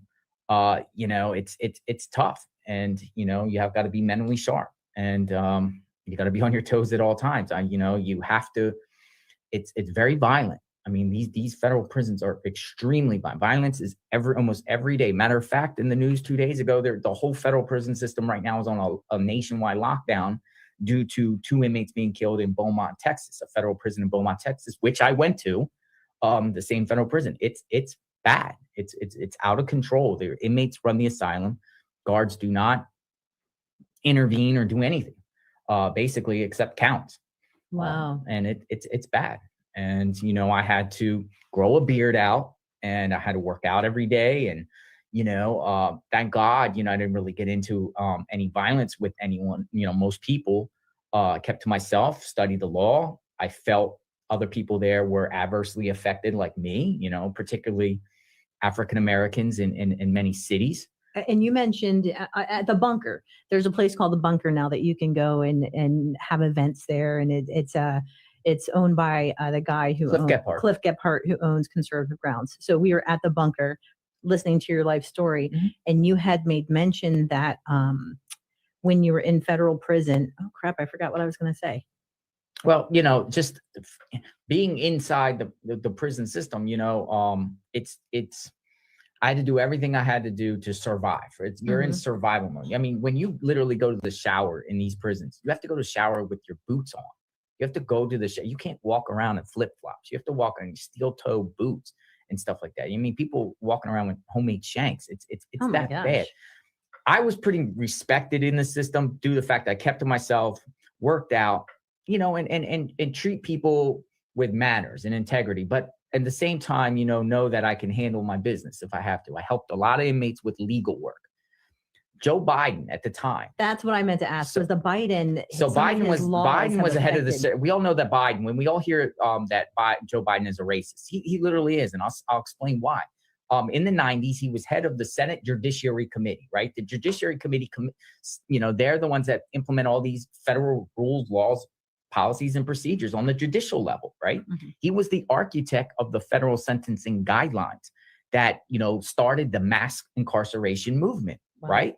So a lot of times in the cities, in all the inner cities, a lot of individuals, a lot of African-American men were selling crack cocaine, right? And they would have little amounts of crack cocaine, not on, you know, just the palm of their hand, automatically mandatory minimums, 25 years in federal prison. Holy cow. Just on small amounts. And it ruined communities. In the 90s, it took men away from their children. It took men away from their families and thrown in prison. So there was hundreds of thousands of people with small amounts of drugs put in federal prison. And they would, you know, they don't deserve that amount of time. You know, you sell drugs for whatever reason. And I understand drugs pollute and poison the community.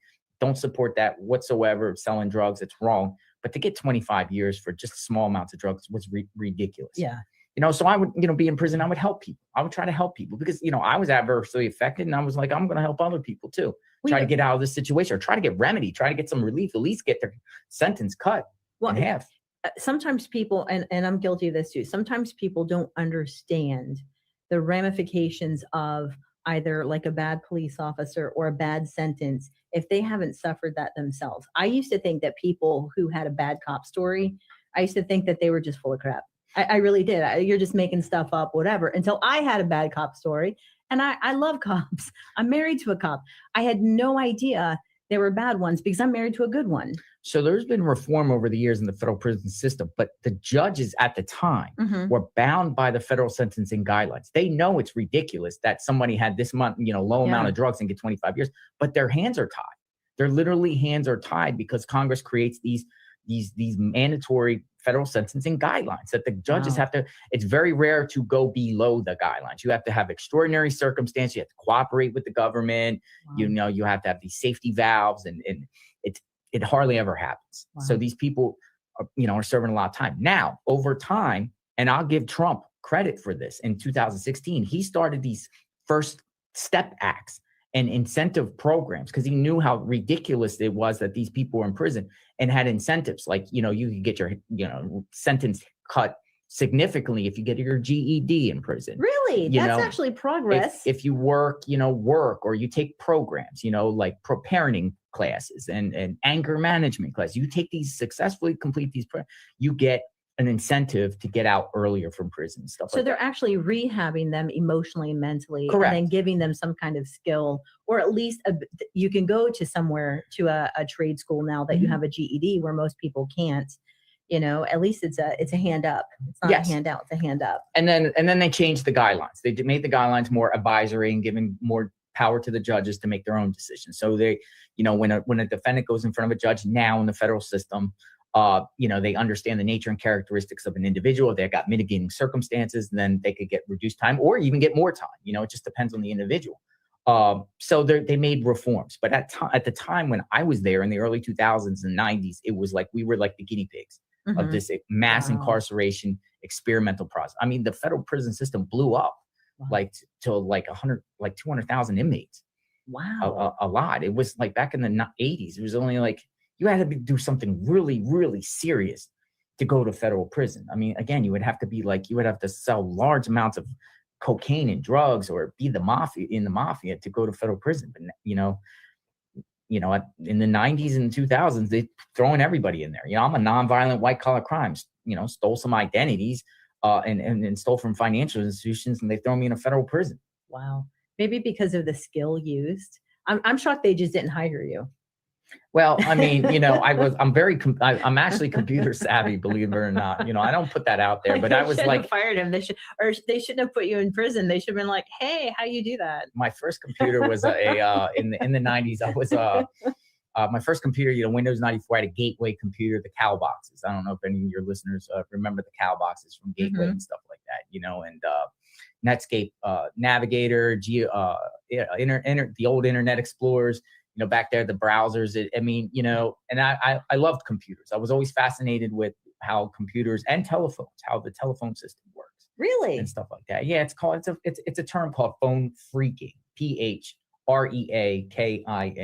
So what is phone phreaking? It's just understanding It's not 976 numbers. No, it's not 976. It's just the fundamentals of how a phone He's so and the young, switches. he doesn't even know what that is. You how- don't know how what that it is, works. do you, Bobby? No, not. No. Oh my goodness. I had you on the cow boxes there. Remember the gateway cow box? I used to go to the store and look at them up on 19. I remember I had like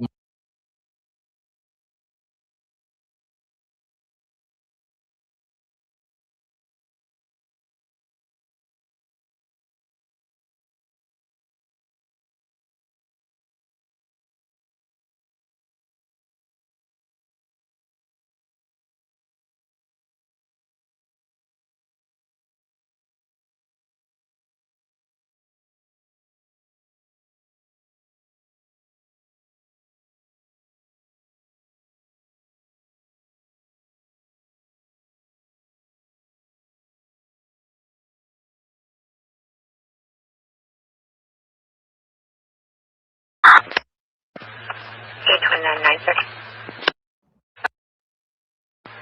Whoever comes from County West Patrol to 11 with a domestic report, call 27 also. 29, she has injury to her nose, we're also going to be sending aid. 29-924. I'll be in there, yeah. K29-930. 5-year status. 45. 45, we're going to come K5, your status. K5. K5932. K29. Are you still on the phone with the RP? No. Received. And you verify the number in the call is the RP's phone number? No, it was her boyfriend's, and he left it behind, but I did verify what the number was.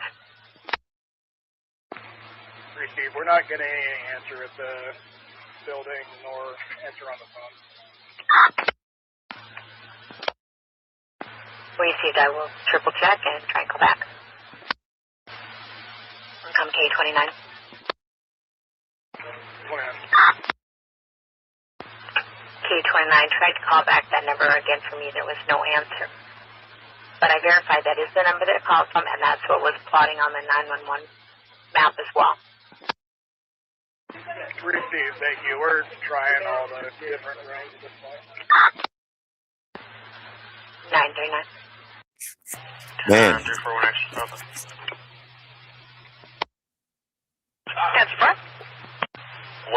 102 Charles George 4887.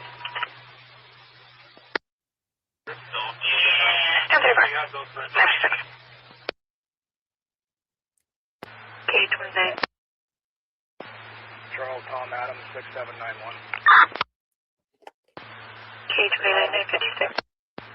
From K29 Charles Tom Adams 6791 2000. Got some good. This not good, but this is getting deep. This guy's going back and forth with JLR apparently. Hold on. Where did it go? Oh yeah, look at this. Look at this. There's something deeply wrong with how quickly people dismiss women when they come forward about abuse, especially when the person they're speaking out against is popular, liked, or untouchable. A woman can share her story, show her pain, even provide evidence, and still be met with doubt, excuses, or silence. Not because her story lacks truth, but because people would rather protect the public image than confront an uncomfortable reality. Am I showing this? Yeah, okay, good. Popularity is not proof of innocence. Being liked online does not mean someone is incapable of harm. When a woman speaks up, she is often risking everything, her privacy, her reputation, her safety, just to be heard. And when she is ignored or attacked instead of supported, it sends a message to every other victim watching. This is why so many stay silent. Believing in women does not mean abandoning fairness. It means listening, taking allegations seriously, and not automatically siding with influence or status. No one should have to prove their trauma just to be treated with basic human dignity. Does this look like she made the whole thing up? Look at this. God damn. This is bullshit. That's bullshit. All right, something else is going on. The entire clip from earlier. Something happened earlier, okay? Oh. Hello, sir. What's going on, JLR? Oh, someone called into a show. See? I am you all the way. You recognize me? ADD. Kind of. Where do we meet? We meet? We haven't met, but let me ask you a question before I tell you, because I fear something. I don't fear a lot in life, but I fear when I'm honest with you, right? I fear you're immediately going to hang up. So do I have your word that you can be a man and we can both be men and we can have a real serious conversation? Do I have your word? Yes or no? What is it about? What is it about? About you being a fraud, about you being a scam, about you suing your mom, about you being real with viewers. Can we talk about it? Well, first off, you're wrong. I never sued my mother. Where's the proof? Okay, so the information that I foiled is wrong. Show the proof. The information that I foiled is wrong. Show me the proof, Frank. Listen, address this. Sorry, folks. Old news, buddy. Oh. Look, he's still fucking pussy. You're a pussy, JLR. Straight up. You a pussy. You're a fucking clown, bro. You a fucking clown. Anything else? You're a clown. Why you cut me off, though? Why you cut me off? You a bitch. You a clown. What's this? You a pussy. You a clown. You a fucking duck, nigga. Outside of somebody's house who may be dead peddling your coffee. What is that about? Explain that. Explain that. Anything else? You fucking coward. You're a coward. You're a coward. You're a coward. Ugh. So he's just going to make a mockery of this thing. Sometimes we deal with these people, folks. I knew something was. He's not going to I can't believe these people have the audacity to stay online after getting outed. Sometimes when someone's about to get on stage and they're like behind the scenes, they're like that Eminem music. You'll lose yourself in the music. Hold on, I need to show him. Hold on. Hello, sir. Hold on. This is crazy, huh? This is about to get more wild. Hold on. This is going to go on and on. This dude's not going to stop. I have a feeling he's not. Look at this shit.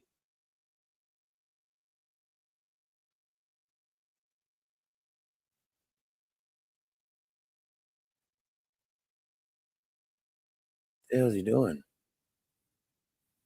All right, hold on. Let's see here. Washington deputies establish probable cause to arrest Jonathan Lee Riches. All right, you know what? Yeah, let's look at this real quick.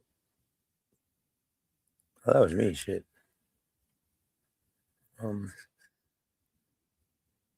on. He's got a website. Where the hell is his website?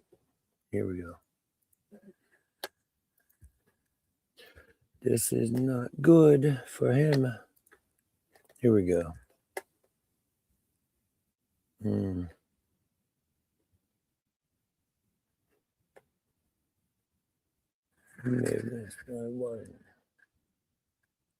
Yeah, it's not. Oh, come on. Affidavit that's all Richard Allen. Okay. Latest. Yeah, that's the only one he's got. All right. Yeah, I've already read this, I think. Shit, what the hell is that? Yeah, this is the article he put up. Oh, man. Yeah, that's the paperwork. All right. Damn. All right. Now look at this shit. There's more of this. This is wild that he's doing it. Like that he's gonna do this. That's terrible, man. Okay.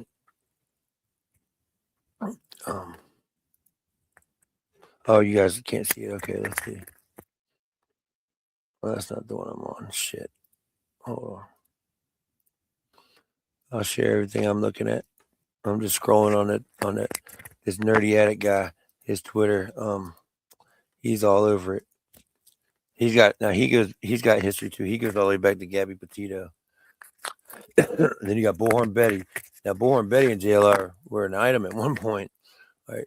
JLR is by far the absolute most demonic creator on any of these platforms. He acts sweet and genuine on camera, and he turns into the devil when the camera's off. I have heard about him going after a lot of people behind the scenes too.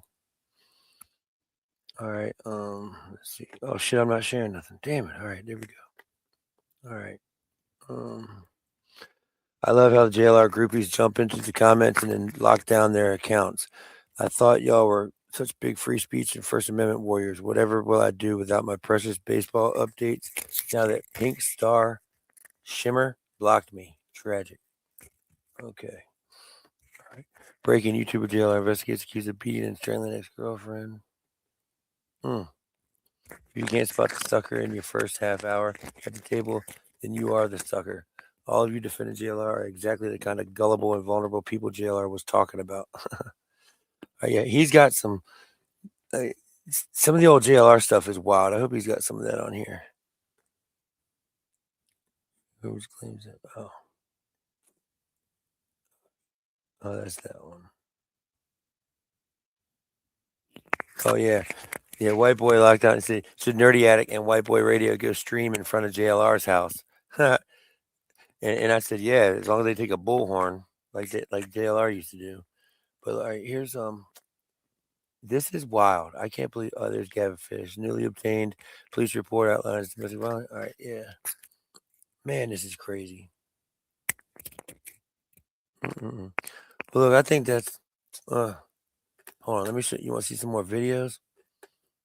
He's got some wild shit on here. All right, here we go. Here we go. Show you this one. This is pretty wild. This shit's crazy, man. Can't believe this dude. All right.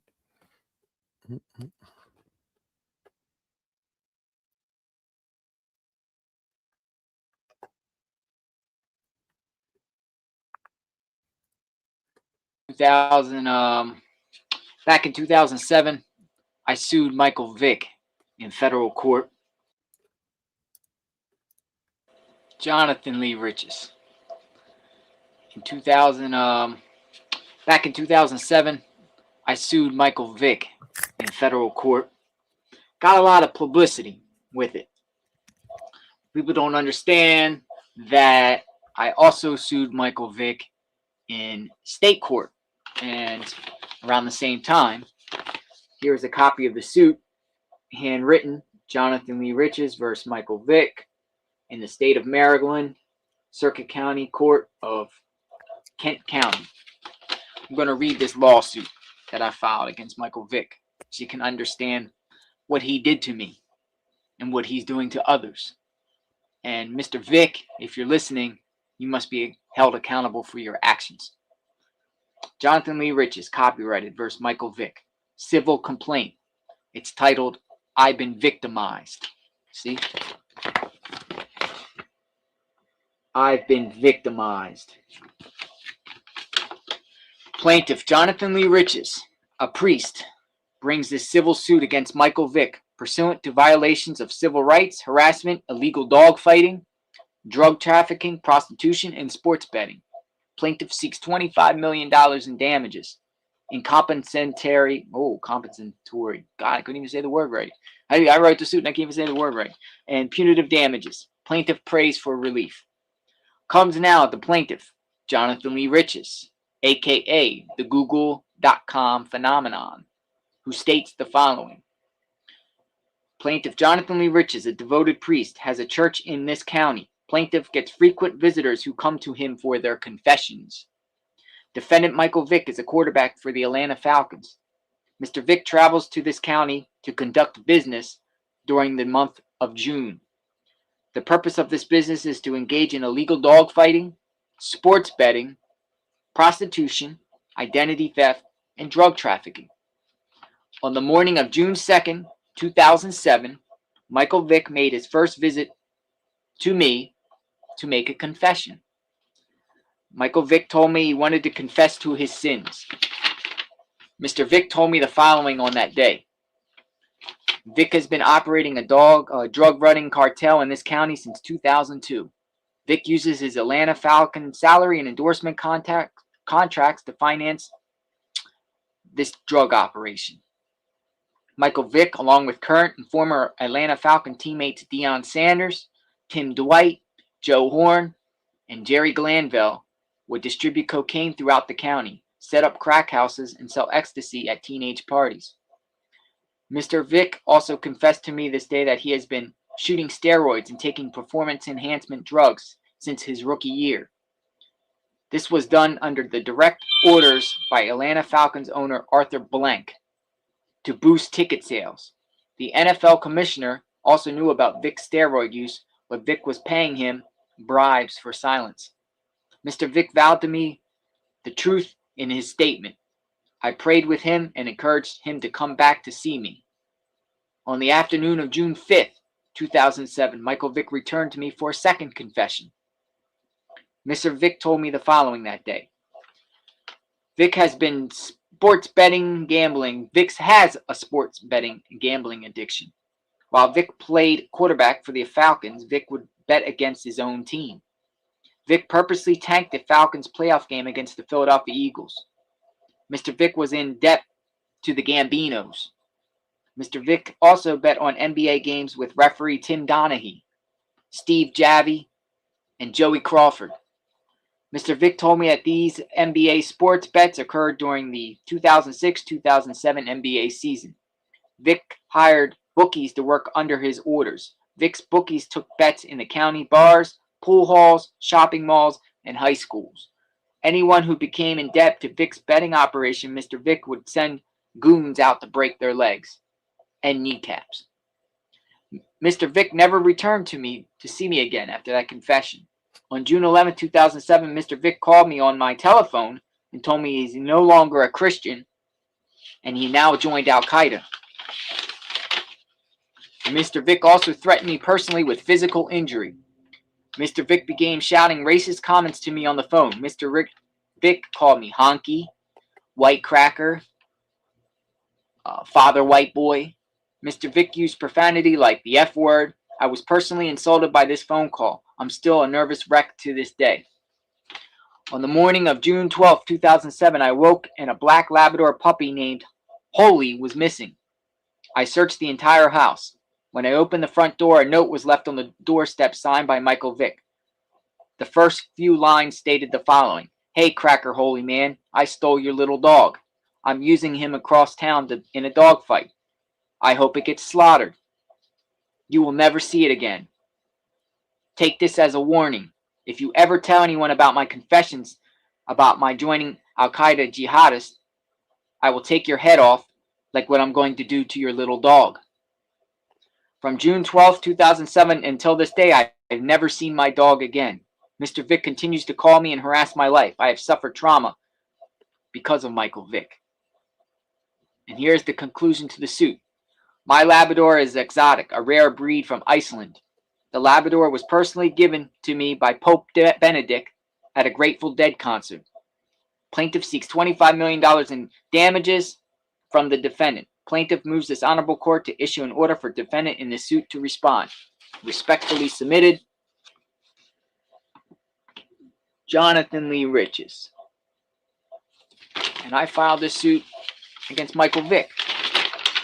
Judge threw it out as frivolous. Today is the month of December, 2012. Well, got something else here real quick. Let's see here. This is wild shit, man. This is going to get wild because I know how this dude's not going to just roll over. He's going to do some wild shit. I have a feeling.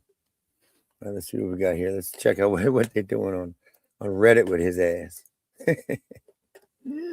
Oh, God. Here we go. What do they got here? The JLR. Just the fun. All right. Okay. Oh, yeah. A couple of days ago, New York Post was on his ass, too. YouTubers making thousands of dollars from ghoulishly hanging around crime scenes and unfounded theories. I'm so happy there's a group on X who are calling this career con gypsy live streamer out. Basically, he managed to manipulate and cohort thousands of viewers for over a month into sending him super chats, donations, ads, merch, PayPal link. Explain the Nancy Guthrie case. Grifty. I guess somebody that obviously doesn't know about his past. Hold on.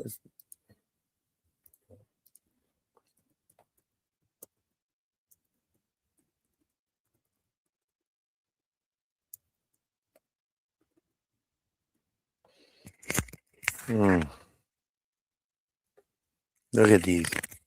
Dudley Richards has sued over 4,000 people. See, these are old, and people have been on him for a while, but people aren't noticing it. I mean, people never noticed it. Wow. All right, hold on. It's getting good here already. Nancy, JLR's ex-girlfriend, Magnolia, Jimmy Phillips, religious JLR. All right. This is the affidavit. All right, here we go. It's the whole affidavit right there. The handwritten one. See, that's the one that's more important. That's what she's actually saying. I don't know why people respect him. This man was given a 10-year sentence for fraud and filed frivolous lawsuits. This dude out in the wild for weeks on end performing grief for Nancy like he's got a conscience, when in reality he's only a low-life criminal who is okay beating him. Yeah, this is nuts, man. Poor Magnolia, blah, blah, blah. Betty warned Magnolia on one of her live shows to get out while she can a couple years back. I'm sorry she has to live with this now. I'm glad she's out. Now, hopefully she will survive this to see it through. Yeah, all right, hold on. Yeah, this is the Washington Post article. Remember earlier, the one article said that when she was working for Project Veritas, she claimed to have been impregnated by some congressman's kid or some congressman or something like that. Here it is. Am I showing this? Oh, I'm not sharing it. All right, hold on. You gotta see this shit. All this shit is wild as hell, man. Wild as hell. All right, I was sharing it. Okay. All right, so now you're seeing it, right? Oh my God, what's going on? All right, here we go. Yeah, all right, you're seeing it now. Okay. Where'd it go? All right. Hold on. Damn. All right. Women's efforts to infiltrate the Washington Post dated back months. For years, Jamie Phillips promoted right-leaning posts on Twitter. Her handle @JamieTennille displayed as recent. Oh, okay. Let's see what you tweet. Let's see. Are you seeing this stuff?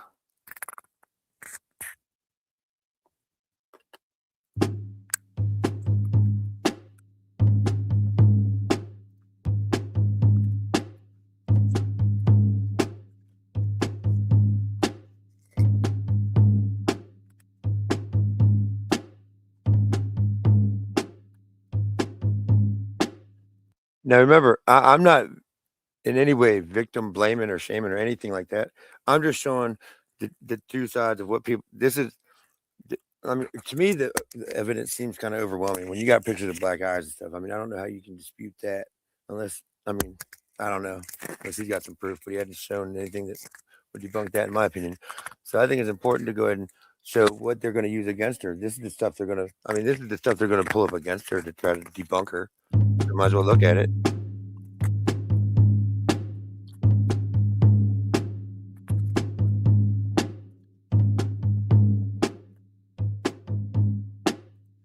Now, mind you, too, she was with Project Veritas. What is it? James O'Keefe. Very controversial. So, I mean, they are gonna go after that. But see, look at she has done some weird stuff here, according to allegedly, if this stuff's true.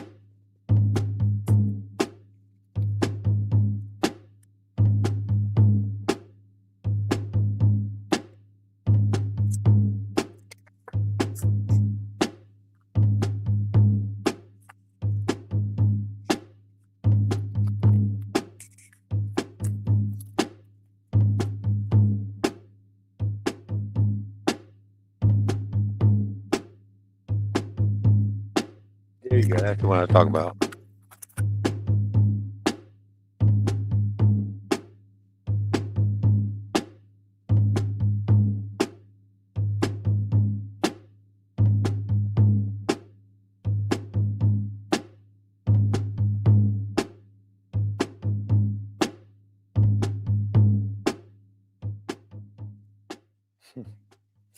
Wow, shit, man.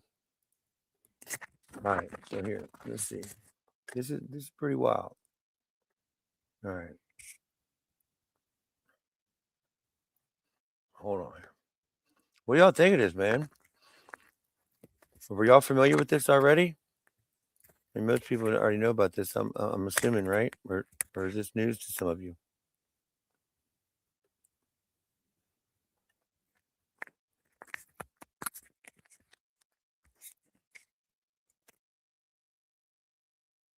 All right, let's see. Hold on here. Hold on. Man, y'all just do not comment, huh? That's cool. That's cool. That's cool. At least you're here checking this out. I hope this is informative to some of you. You know, if you didn't know about it or something.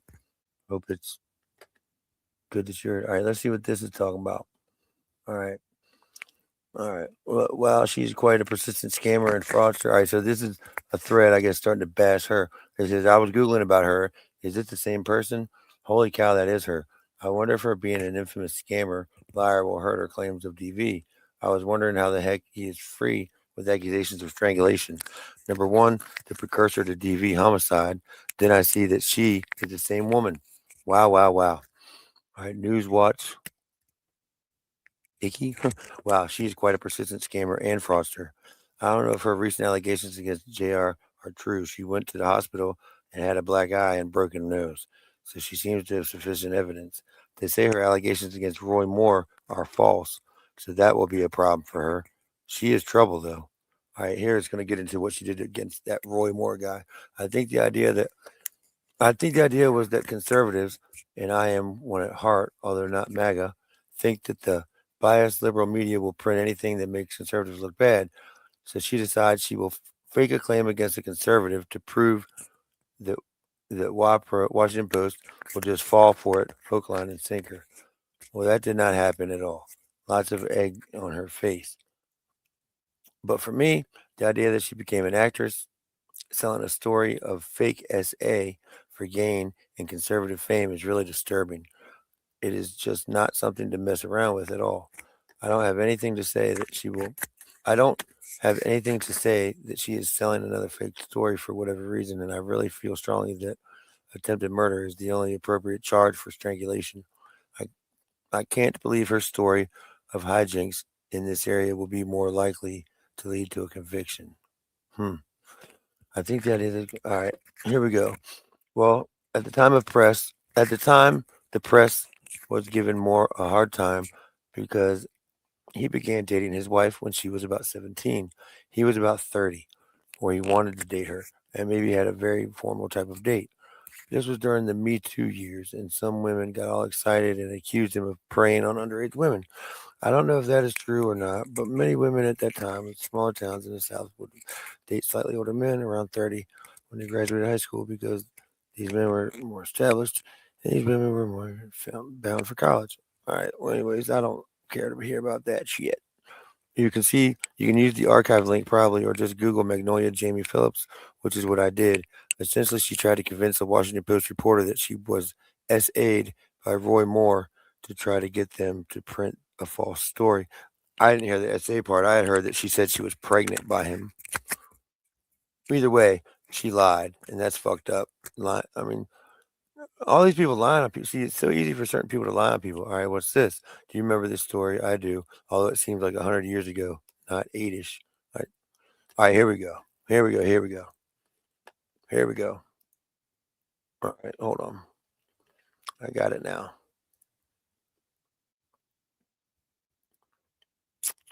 Hold on. Man. Oh, it's trying to make me fucking pay to read it, I think. Cocksuckers. Hold on.